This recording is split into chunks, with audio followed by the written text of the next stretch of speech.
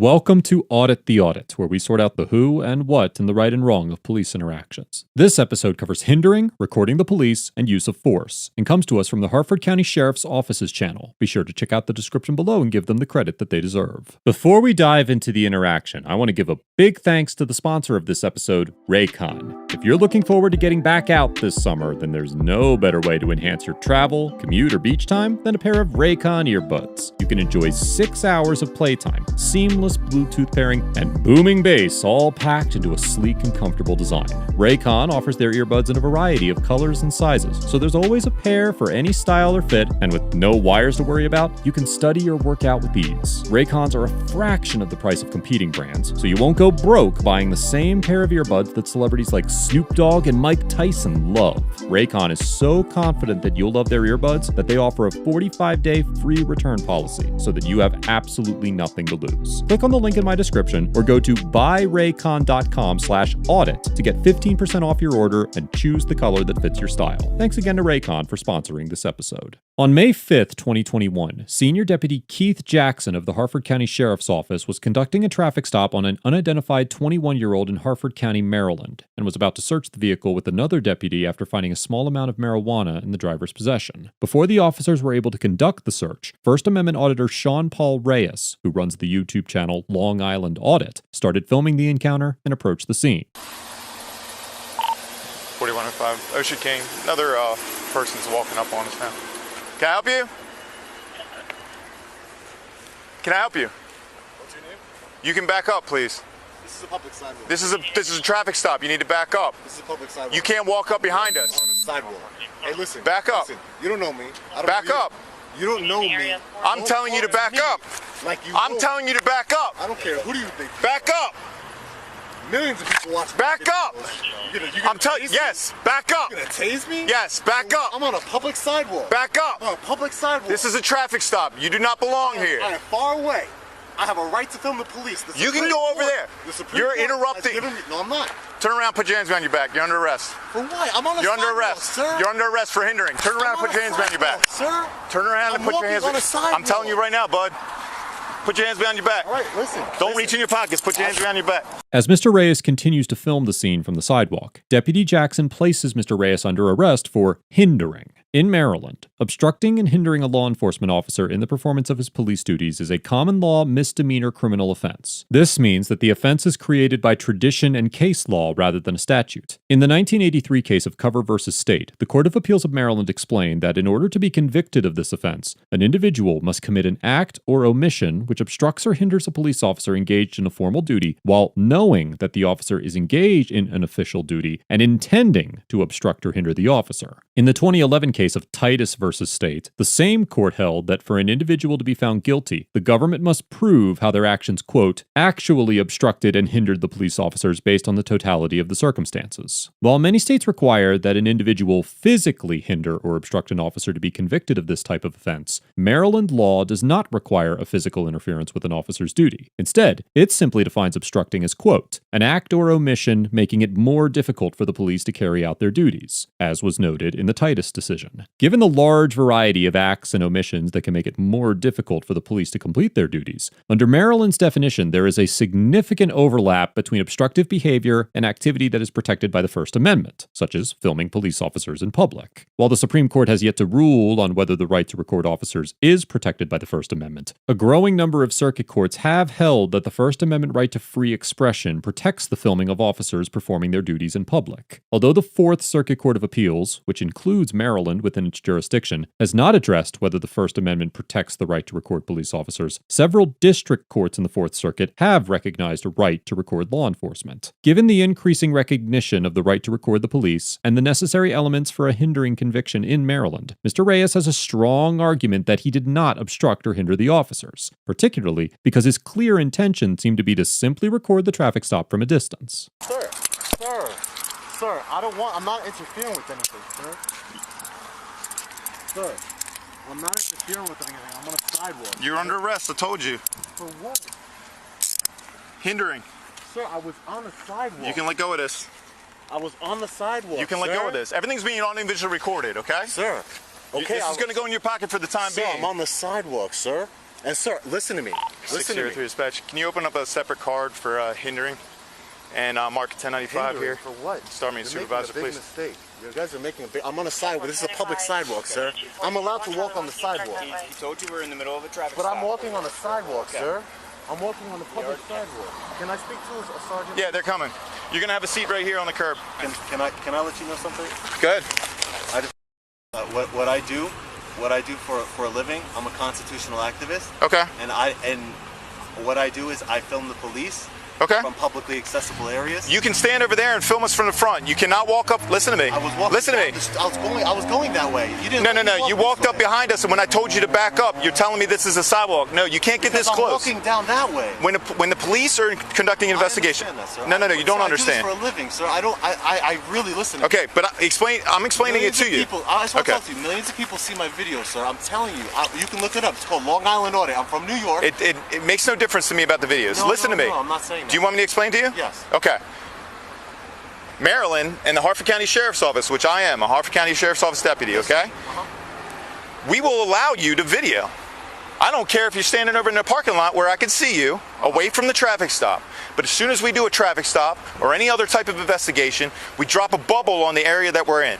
While Deputy Jackson claims that the Harford County Sheriff's Office has a departmental policy that allows officers to establish a secure quote-unquote bubble around a traffic stop, the department's written administrative policy on public recording of law enforcement activity does not include any mention of a buffer zone or bubble. Rather, the policy states that, quote, individuals have a First Amendment right to record a member in the public discharge of his law enforcement duties as long as the individual's actions do not interfere with the duties of the deputy or jeopardize the safety of the deputy or others. No member of the Harford County Sheriff's Office may prevent or prohibit any person's ability to observe, photograph, and/or make a video recording of law enforcement activity that occurs in the public domain, so long as the person's location, actions, and/or behavior do not create a legitimate articulable threat to officer safety or the safety of others, or an unlawful hindrance to successful resolution of the law enforcement activity. The policy goes on to explicitly state that, quote, the acts of merely observing, photographing, and/or making a video recording of any police activity that occurs in a public setting are not criminal offenses. While the alleged bubble policy does not appear in the written departmental policies, in general, the government may restrict the location where free speech occurs through reasonable time, place, and manner restrictions, as long as the limitations are content neutral, are narrowly tailored to serve a significant governmental interest, and leave open, ample alternative channels for communication of the information. For example, in the 1997 case of Schenck versus Pro-Choice Network of Western New York, the U.S. Supreme Court held that imposing, quote, fixed bubble or fixed buffer zone limitations around abortion clinic entrances was constitutional, but that requiring protesters to adhere to floating bubble or floating buffer zone limitations, which prohibited demonstrating within 15 feet of any person entering or leaving the clinics, violated the First Amendment, because the restrictions, quote, burden more speech than is necessary to serve the relevant governmental interests. When it comes to traffic stops, the requirements are similar. In the 2014 case of Guerrica versus Begin, the First Circuit Court of Appeals held that, quote, this is not to say, however, that an individual's exercise of the right to film a traffic stop cannot be limited. Reasonable restrictions on the exercise of the right to film may be imposed when the circumstances justify them. In reaching this conclusion, the court noted that the Supreme Court has recognized that traffic stops can be, quote, especially fraught with danger to police officers, and thus justify more invasive police action than would be permitted in other settings. Similarly, in the 2012 case of ACLU of Illinois versus Alvarez, the Seventh Circuit Court of Appeals concluded that, quote, it goes without saying that the police may take all reasonable steps to maintain safety and control, secure crime scenes and accident sites, and protect the integrity and confidentiality of investigations. While an officer surely cannot issue a move-on order to a person because he is recording, the police may order bystanders to disperse for reasons related to public safety and order, and other legitimate law enforcement needs. While Mr. Reyes did have a right to record the traffic stop, it is possible that a court could still determine that Deputy Jackson did not violate his First Amendment rights by commanding him to step back from the scene if the judge considered the order a reasonable time, place, and manner restriction.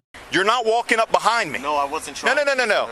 You walked from over there to right here. You're not walking up. Listen to me. Okay, I'm listening. You're not going to get the full answer unless you just stop. I'm going to listen to you, sir. You walked from that car over there, this direction, right behind my truck, to the back corner of my truck.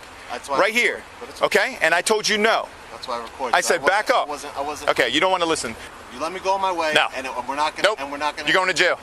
Deputy Jackson informs Mr. Reyes that he pulled his taser because Mr. Reyes kept approaching him, despite the fact that Mr. Reyes was standing still when Deputy Jackson pointed the taser. As Deputy Jackson was repeatedly screaming "back up" when he pointed the taser at Mr. Reyes, it seems that he was using the taser to force Mr. Reyes to comply with his commands. According to the Harford County Sheriff's Office's use of conducted electrical weapons and use of force policies, pointing a taser at an individual without deploying it is not considered a use of force, but it still must be officially reported on the department's use of force form. While the policy places limitations on the circumstances when a taser may be used on a suspect, there are no such limitations placed on when an officer may point a taser at an individual without deploying it. Instead, the policy simply states that, quote, "A show of force or threat of force may be all that is necessary to de-escalate a volatile situation. A non-compliant subject may become compliant once faced with the realization that a CEW may be used on him or her." The policy does place restrictions on when officers may quote-unquote display the arc, which involves showing a non-compliant individual the taser's electrical current by removing the cartridge and depressing the trigger, stating that officers shall not display the arc in circumstances where actual use of the taser would not be justified, such as, quote, "where the subject is exhibiting merely passive or active resistance." Passive resistance is defined as when an individual is, quote, "not physically cooperating with the deputy's attempt to restrain them and is not assaulting the deputy or trying to escape." And active resistance is defined as, quote, "physical evasive movements or behaviors to defeat a deputy's attempt at arrest or control, including physical bracing, twisting, tensing, pushing, or verbally signaling an intention to avoid or prevent being taken into custody." Because Mr. Reyes was not engaging in passive or active resistance at the time Deputy Jackson pointed the taser at him, Deputy Jackson would not have been justified in using the taser or displaying the arc. However, since the policy does not place such limitations on when an officer may point the taser, it is likely that Deputy Jackson's employment of the taser was not a violation of department policy.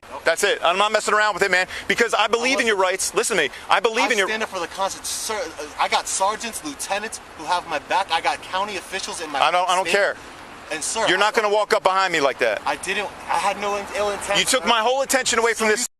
I'm sorry for doing that, but this is our business. Who is that guy right there? I'm apologizing. Who is that? I'm apologizing. I don't care about your apology. You are under arrest. I'm not saying that. I appreciate that you want to talk about it now. No, you can. But at the time, you're very confrontational, and it's taking my attention away from this gentleman over here, whom you know nothing about. I pulled my taser because you kept stepping at me, bud. Okay. And my attention's over here. Okay. After placing Mr. Reyes under arrest, Deputy Jackson completed the traffic stop, and on May 5th, 2021, Mr. Reyes was charged with obstructing and hindering in the Bel Air District Court. Later that evening, the Harford County Sheriff's Office posted body cam footage of the incident on its Facebook page, with a message from Sheriff Gaylor that claimed a thorough administrative investigation was being conducted to review all the evidence, the results of which would be shared when completed. As of the writing of this episode, the criminal case against Mr. Reyes is still pending and scheduled for trial on July 21st, 2021. As can be seen in a video posted to his YouTube channel on May 9th, 2021, Mr. Reyes filed an official complaint with the Sheriff's Office, and on May 11th, he filed a felony complaint against Deputy Jackson for using the color of the law to interfere with and stop a constitutionally protected activity in violation of Section 242 of Title 18 of the United States Code. Overall, Deputy Jackson gets an F for displaying a fundamental misunderstanding of departmental policy and freedom of speech, escalating the encounter by baselessly treating Mr. Reyes as a threat, and for needlessly arresting Mr. Reyes. Not only did Deputy Jackson make up an inaccurate departmental policy seemingly out of thin air, but he also completely disregarded the policies regarding filming the police that the Sheriff's Office has clearly established. Instead of attempting to engage in a civil dialogue, the deputy immediately began issuing orders to move back and failed to effectively communicate with Mr. Reyes in any meaningful way. Deputy Jackson's approach to this encounter was to gain control through forced compliance, and he was willing to risk violating Mr. Reyes' civil liberties in the name of a non-existent threat to officer safety. Although there is a somewhat flimsy possibility that Deputy Jackson's orders could be considered lawful, the manner in which he went about issuing those orders was unprofessional and unnecessary. If Deputy Jackson had made a legitimate effort to engage in a genuine conversation with Mr. Reyes, or ignored him completely, then this interaction would have likely had a much more peaceful outcome. Whether or not not Mr. Reyes is successful within the courtroom, Deputy Jackson's disregard for civilian rights, unprofessional attitude, and questionable discretionary conduct could lead to more lawsuits in the future. Mr. Reyes gets an A- because although he failed to invoke his right to remain silent, he exercised his rights peacefully and respectfully, complied with the orders of the deputy, and followed up this interaction with the proper legal action. Given that the Supreme Court has failed to rule directly on the constitutionality of recording the police, and the Fourth Circuit has rendered mixed opinions, it is entirely possible that a court would find that Mr. Reyes was not entitled to First Amendment protection after being ordered to move back. However, it is extremely difficult to speculate on how any one court may rule in an instance such as this, because the Supreme Court has not provided a legal framework for lower courts to draw their opinion from. At no point did Mr. Reyes present a legitimate threat to Deputy Jackson, and it appears as though he was a safe distance from the stop before being confronted. As with all cases that invoke the time, place, and manner doctrine, this interaction will be examined based on the totality of circumstances, and it will likely be difficult to prove that Deputy Jackson's orders were reasonable based on the facts at hand. Ultimately, Mr. Reyes was arrested while filming a police officer in a public place, and a case like this has the potential to offer the Fourth Circuit Court an opportunity to issue a clear ruling on the right to record law enforcement. If you'd like to stay up to date on this story, be sure to subscribe to Long Island Audit's channel and tell him that ATA sent you. You can find a link to his channel in the description below. Let us know if there is an interaction or legal topic you would like us to discuss in the comments below. Thank you for watching, and don't forget to check out my second channel for more police interaction content.